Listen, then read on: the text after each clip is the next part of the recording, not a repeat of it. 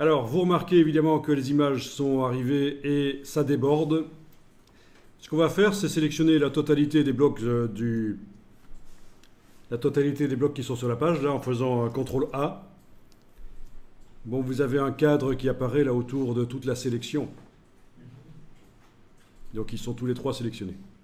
Et on va demander à InDesign de les redimensionner tout seul, en faisant Objet, Ajustement, Remplir le bloc proportionnellement. Ce qui correspond à, dans les icônes là au-dessus, à ceci en fait.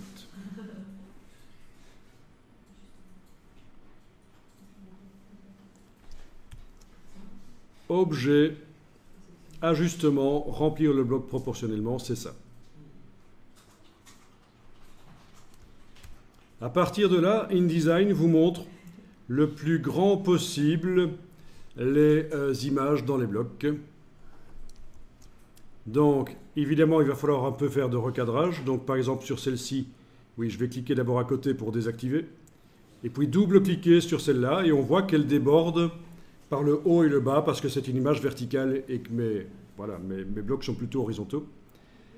Et je vais déplacer, je vais faire un petit ajustement manuel, bien sûr, avec cliquer, glisser.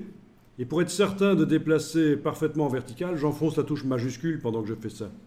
Et ça cale sur l'axe. Voilà. Je lâche le bouton à souris, puis la touche majuscule.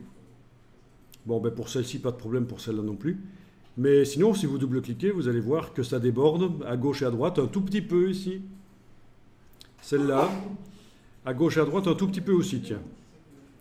Donc on a des images qui sont quand même assez bien proportionnées par rapport à mon rectangle là. C'est de la 4 horizontale en fait ces images. C'est pour ça. Est-ce que vous avez vu ça? Pas de problème?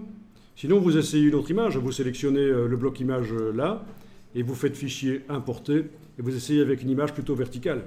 Vous en avez certainement, voilà, qui ne sont pas proportionnées à 4 horizontales. Quand on double-clique, oui, en demandant d'abord Objet, Ajustement, Remplir le bloc proportionnellement, on double-clique, on voit que ça déborde par le haut et par le bas. On déplace avec la touche majuscule pour obtenir la partie d'image qui nous intéresse le plus. Donc là, c'est de la créativité, c'est du cadrage.